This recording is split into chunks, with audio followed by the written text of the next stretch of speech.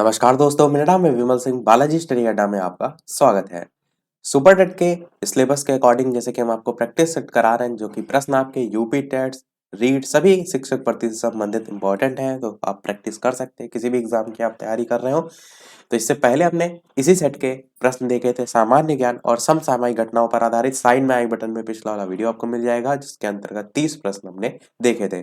आज हम उसके आगे के 20 प्रश्न देखेंगे, जिसमें 5 प्रश्न रीजनिंग के, 5 प्रश्न कंप्यूटर के और 5 प्रश्न आपके जीवन कौशल प्रबंधन के आते हैं। चलिए स्टार्ट करते हैं प्रश्न नंबर 131 से।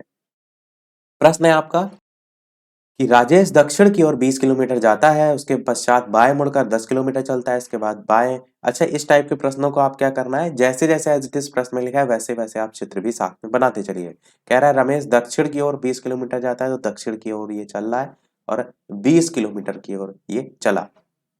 फिर कह रहा है बाएं मुड़कर 10 किलोमीटर चलता है, तो बायां आपका इस तरफ जो है वो हो जाएगा और कितना चलता है, ये 10 किलोमीटर जो है वो चलता है। यहाँ पे ही चलिए 1 किलोमीटर लिख देते हैं। फिर इसके बाद क्या करता है, फिर बाएं मुड़ता है, तो बायां अब इसका इस तरफ देख रहा है तो उधर बायां इधर दायां हो जाएगा, तो ऊपर की ओर ये बाएं की ओर चल रहा है और कितना चलता है, 20 किलोमीटर जो है वो चलता है। इस चीज का ध्यान रखिएगा कि जिस दिशा में वो देख रहा है उसके अनुसार बायां दायां होता है। फिक्स नहीं कि आपका दायां हमेशा ऐसा ही होगा और बायां इधर ऐसा ही होगा, ऐसा नहीं है। अगर वो नीचे देख रहा है तो उसका बायां दायां उसके नीचे यानी कि उस दिशा में देखने के अकॉर्डिंग होगा, जैसे कि हमने यहाँ पर देखा कि बायां इसका इस तरफ हुआ। और लिखा है लास्ट में कि वह अपने प्रारंभ बिंदु से कितनी दूर तथा किस दिशा में, तो प्रारंभ बिंदु उसका यहाँ पर था और वो यहाँ पहुंच गया, तो कितनी दूर है, तो आप देखेंगे ये तो 20 किलोमीटर दोनों साइड बराबर है, तो ये जो 10 किलोमीटर की डिस्टेंस है ये भी यहाँ होगी, यानी कि ये 10 किलोमीटर आपका कहेंगे दूर है। कह रहा है ना वो अपने प्रारंभ बिंदु से कितनी दूर है और किस दिशा में है, तो 10 किलोमीटर वाला एक ही ऑप्शन ही है, तो बाकी ऑप्शन में कंफ्यूज आपको होना ही नहीं है। 10 किलोमीटर पूर्व होगा और पूर्व दिशा भी देख लीजिए कि ये पहले यहाँ था और अब यहाँ है, तो किस दिशा में है पहले के कंपैरिजन में, तो ये आप कहेंगे पूर्व दिशा में है। बस आसान सा प्रश्न था, केवल और केवल बी वाला ऑप्शन सही होगा। देखते हैं अगला प्रश्न 132। उस शब्द का चयन करना है जो अन्य विकल्पों से अलग है। चमगादड़, मुर्गी, बत्तख या फिर शुतुरमुर्ग। लाइव टाइमिंग है दोपहर के 3 बजे की और दूसरी टाइमिंग है शाम के 8 बजे की, तो इनमें लाइव आकर आप वीडियो देख सकते हैं।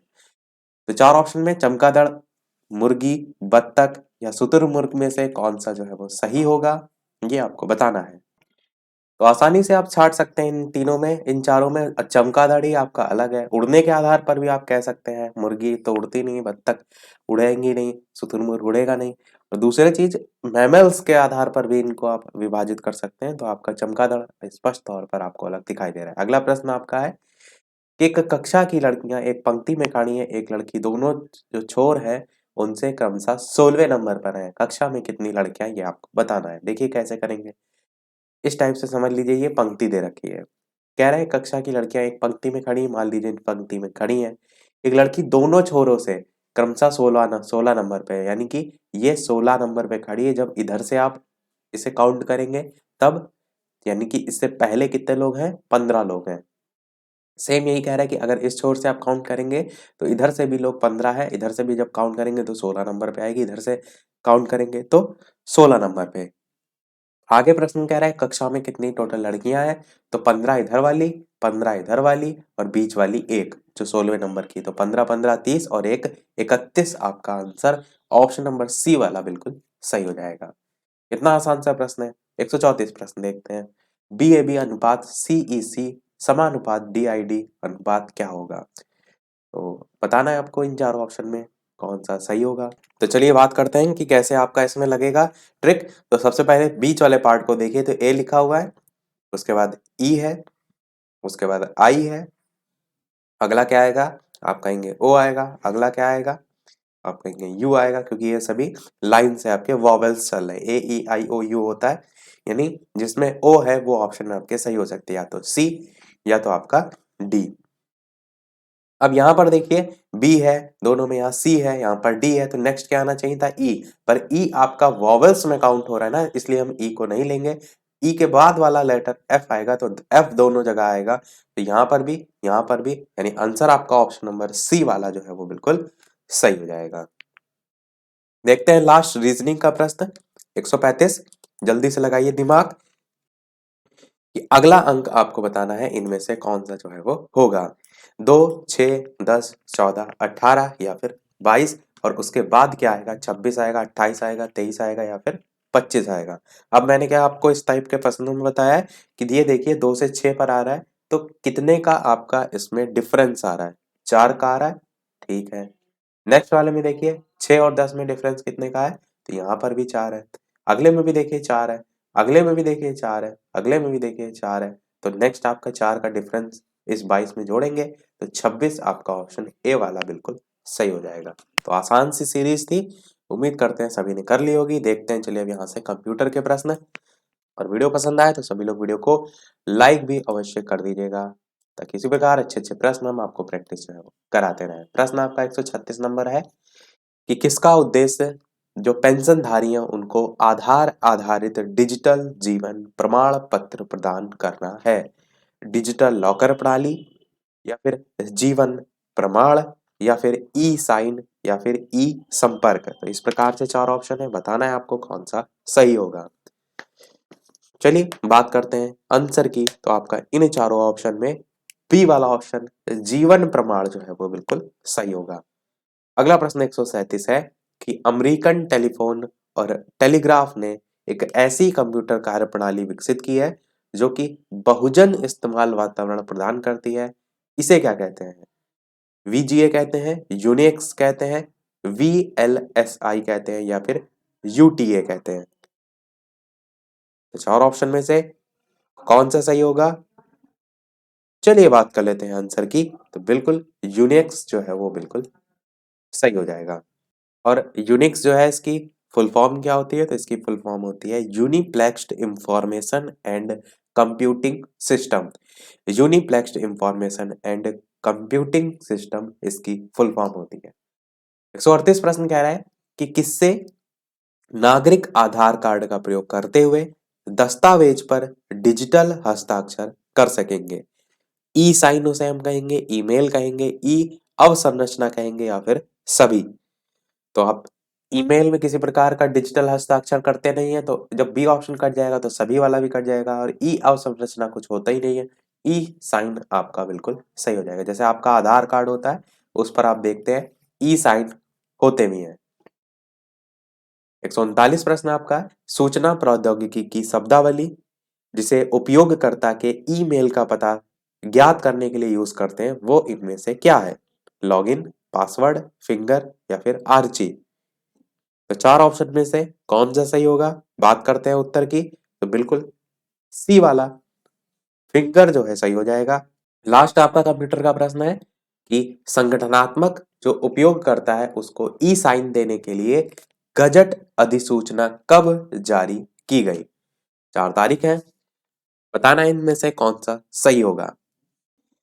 तो 22 अप्रैल 2016, 10 जून 2016, 18 अप्रैल 2018 या 23 जून 2016 में आंसर की बात करते हैं तो आपका आंसर ए वाला ऑप्शन 22 अप्रैल 2016 जो है वो बिल्कुल सही हो जाएगा।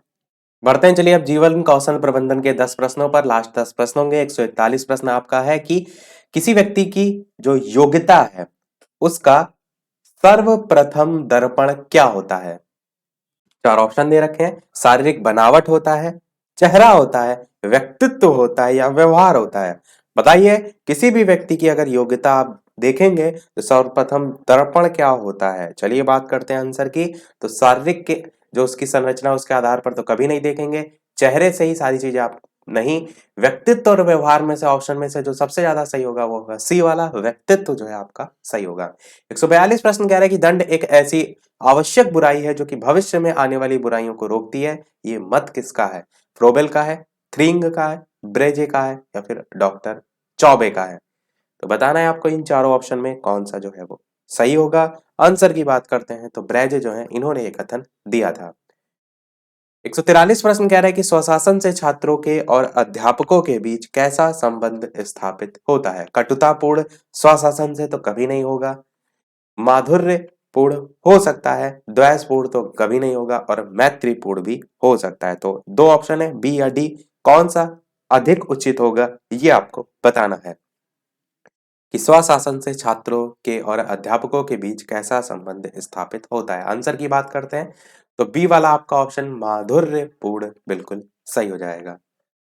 144 प्रश्न कह रहा है कि फ्रोबेल के अनुसार बाह्य जो अनुशासन है उसका प्रमुख रास्ता क्या है? शारीरिक दंड है, आंतरिक अनुशासन है, पुरस्कार है या फिर जुर्माना है? इन चारों ऑप्शन में से कौन सा सही होगा? आंसर की बात करते हैं तो आपका बी वाला ऑप्शन आंतरिक अनुशासन जो है बिल्कुल सही होगा। ये बाहर जो आपका, और ये भी ध्यान रखिएगा फ्रोबेल के अनुसार है। अगला है 145 प्रश्न की भय और शक्ति के आधार पर बालकों को नियंत्रित करना अनुशासन का कौन सा अर्थ है? परंपरागत है, व्यापक है, शाब्दिक है या फिर नवीन दृष्टिकोण है? तो इस प्रकार से चार ऑप्शन है, बताना है आपको कौन सा जो है वो सही होगा। आंसर की बात करते हैं तो आप कहेंगे कि बालकों को नियंत्रित करना अनुशासन का परंपरागत अर्थ के अंतर्गत जो है वो आएगा। 146 प्रश्न कह रहा है शारीरिक दंड देते समय किन बातों का ध्यान देना चाहिए? छोटे बच्चों को शारीरिक दंड नहीं देना चाहिए। आप कहेंगे कि दंड तो किसी को नहीं देना चाहिए, अब तो निषेध है, तो आपका ए ऑप्शन तो कतई नहीं सही होगा। पर प्रश्न में ये कह रहा है कि ध्यान देना चाहिए, तो इस प्रकार से आप इसको गलत नहीं कहेंगे, क्योंकि प्रश्न में तो कह रहा है कि किन-किन बातों पर ध्यान देना चाहिए, तो पहली बात पर तो आप ध्यान देंगे। दूसरा है समान अपराध के लिए समान दंड व्यवस्था होनी चाहिए, ये भी आप कहेंगे कि हाँ, ऐसा होना चाहिए। तो आपका ए और बी दोनों ही जो है वो सही होगा, क्योंकि कह रहा था प्रश्न में किन बातों का ध्यान जो है वो देना चाहिए। इस तरीके से सीटेट में भी प्रश्नों को घुमाया जाता है कि आप देखते हैं कि नकारात्मक तो आप कभी टिक नहीं करते हैं, और प्रश्न में उसको पॉजिटिव सेंस में पूछा जा रहा है, इस चीज का ध्यान रखिएगा। 147 प्रश्न है कि पर्यवेक्षण का उद्देश्य शिक्षा का विकास है। चतुर्थ सेमेस्टर डीएलएड के कोर्स से प्रश्न उठाया गया है, क्योंकि वही सारी चीजें कोर्स में आपके इसमें भी है। तो ये कथन किसका है? वर्तन, एडम्स, डिक्की या ब्रिक्स? चार ऑप्शन में से बताना है आपको कौन सा जो है वो सही होगा। तो चलिए बात करते हैं आंसर की इन चारों ऑप्शन में से, तो आपका ए वाला ऑप्शन वर्तन जो है वो सही होगा। कथन भी ऐसे ऐसे पूछे जा रहे हैं जो आपने नाम कभी सुना ही ना हो। 148 प्रश्न कह रहे हैं इनमें से कौन सा विकल्प विद्यालय का मुख्य तत्व नहीं है? ध्यान दीजिए, प्रश्न में नहीं पूछा गया है। शिक्षक, पुस्तकालय, संस्कृति या फिर कक्षाएं? तो मुख्य तत्व में आपका शिक्षक तो सबसे पहले ही आता है, उसके बिना कुछ पॉसिबल नहीं है। पुस्तकालय भी आपका विद्यालय के अंतर्गत ही होता है, तो बी भी सही है। संस्कृति होनी चाहिए विद्यालय में, पर मुख्य तत्व में नहीं आती, क्योंकि विद्यालय के संदर्भ में पूछा जा रहा है, तो यहाँ पर आपका मुख्य तत्व नहीं में आंसर ऑप्शन नंबर सी वाला बिल्कुल सही होगा, जबकि कक्षाएं भी मुख्य तत्व में जो है वो आती हैं, तो सी वाला सही हो जाएगा। 149 प्रश्न कह रहा है कि सांस्कृतिक कार्य हमें किसको पहचानने की दिशा में आगे बढ़ाते हैं? सत्यम, शिवम, सुंदरम या सभी? तो इन चारों ऑप्शन में से कौन सा सही होगा? बिल्कुल आपका ऑप्शन चौथा, उक्त सभी जो है वो सही होगा। देखते हैं अगला और इस वीडियो का लास्ट प्रश्न, इसके बाद एक प्रश्न हम आपसे भी पूछेंगे। और वीडियो अभी तक आपने लाइक ना किया हो तो सभी लोग वीडियो को लाइक भी अवश्य कर दीजिएगा, आपके एक लाइक से मुझे मोटिवेशन मिलता रहे। चैनल पर नए हो तो सब्सक्राइब करके भी अवश्य जुड़ जाइएगा, और टेलीग्राम चैनल से नहीं जुड़े हैं तो लिंक आपको डिस्क्रिप्शन में मिल जाएगी, सर्च करके भी जुड़ सकते हैं। 150 लास्ट प्रश्न है इस वीडियो का कि सहगामी क्रियाओं का महत्व क्या है? स्वानुशासन है, मानसिक विकास है, दोनों है या फिर इनमें से कोई नहीं? तो चार ऑप्शन में कौन सा सही होगा ये आपको बताना है। बात कर लेते हैं चलिए आंसर की, तो बिल्कुल आपका ऑप्शन सी वाला ए और बी दोनों जो है वो बिल्कुल सही हो जाएगा। स्वानुशासन तो है ही है, साथ ही साथ मानसिक विकास भी सहगामी क्रियाओं के महत्व में आता है। अब जैसा कि सभी वीडियो में हम आपसे एक नए प्रश्न पूछते हैं, तो इस वीडियो का जो आपके लिए प्रश्न होगा वो हम इससे पहले के जो प्रश्न हमने कराए उन्हीं से पूछ रहे हैं। कल हमने जो प्रश्न देखे थे कि कितनी चीजें आपके दिमाग में है, वो हम यहाँ पर पूछ रहे हैं।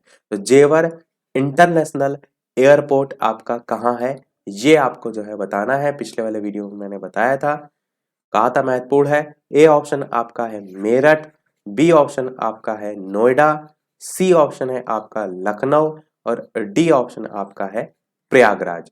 तो उत्तर प्रदेश के अंतर्गत है, इतना तो आपका क्लियर है, पर उसके अंतर्गत कहाँ है ये आपको वीडियो के मेन कमेंट में टाइप करके आंसर बताना है। तो इसी के साथ आज के हमारे सभी प्रश्न समाप्त होते हैं। नेक्स्ट वीडियो में नेक्स्ट जो सेट है वो हम स्टार्ट करेंगे, जिसमें हिंदी के पोर्शन से हम स्टार्टिंग करेंगे। आज के वीडियो में इतना ही रखते हैं, मिलते हैं फिर अगले वीडियो में एक नए टॉपिक के साथ। तब तक के लिए नमस्कार, थैंक यू फॉर वॉचिंग।